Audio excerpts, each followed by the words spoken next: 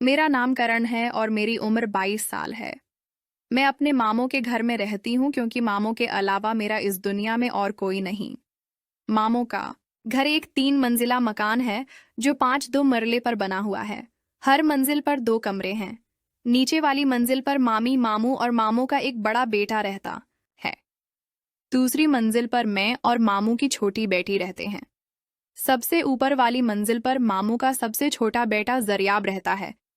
क्योंकि उसे कबूतरबाजी का बहुत शौक है, वहां एक कमरा उसके पास है और दूसरा स्टोर रूम है जहां हम अपना फालतू सामान रखते हैं। मैं आपको मामू की फैमिली का तारीफ करवा दूं। मामू का नाम अली खां है। उम्र 48 साल है, लेकिन इस उम्र में भी वो बिल्कुल फट हैं। दूध का काम करते हैं। पहले दुकान किराए पर थी, लेकिन अब ये सब खत्म हो चुका है। मामू की बीवी यानी मामी का नाम फर्ख खां है। उम्र 45 साल है, लेकिन उन्हें पहली बार देखने वाला ये हरगिज नहीं कह सकता कि वो 45 साल की हैं। वो बिल्कुल जवान लड़की जैसी लगती हैं।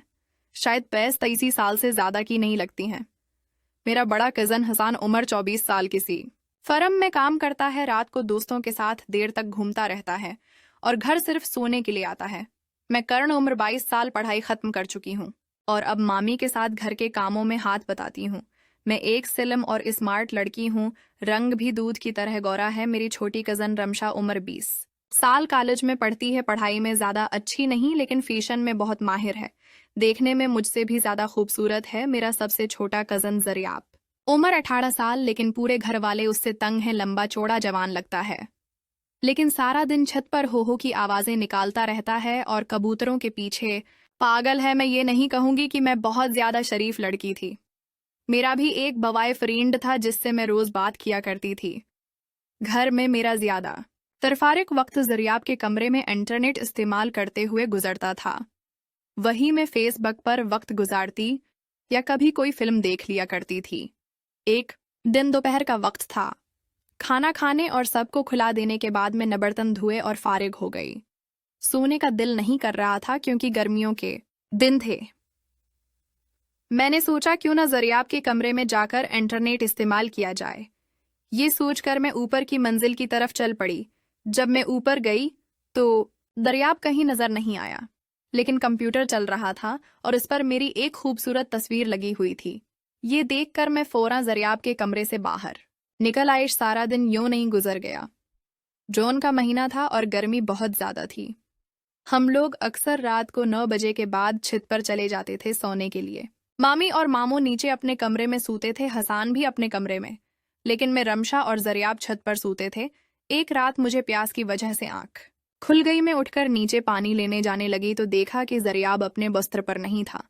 मैंने सोचा कि शायद वो भी पानी पीने नीचे गया होगा, क्योंकि जो पानी हम रात को अपने साथ रखते थे वो अक्सर खत्म हो जाता था और अगर बच भी जाता तो गर्म हो चुका होता, जिसे पिया नहीं जा सकता था।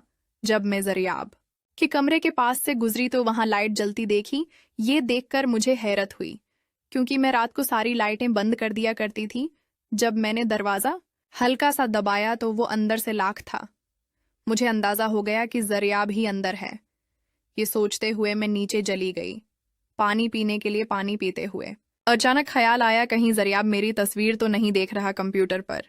ये सोचकर मैं फौरन वापस ऊपर गई और दरवाजे में कोई सुराख तलाश करने लगी।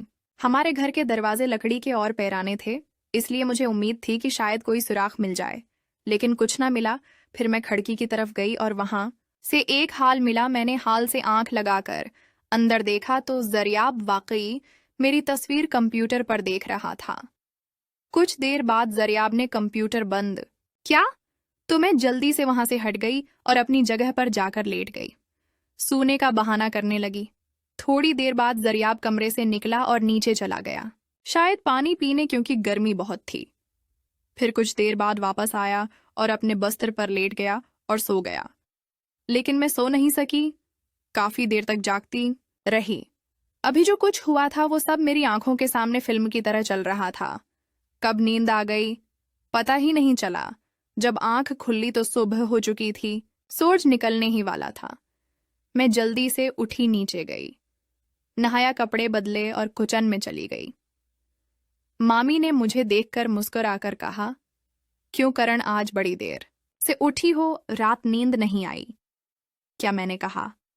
बस मामी, आपको पता तो है कितनी गर्मी हो रही है। रात आंख जरा देर से लगी, इसलिए उठने में भी देर हो गई। मामी ने कहा, चलो कोई बात नहीं, नाश्ता मैंने बना लिया है, दोपहर का खाना तुम बना लेना। मैंने कहा, जी मामी, मैं बना लूंगी। और मैं नाश्ता बनाने।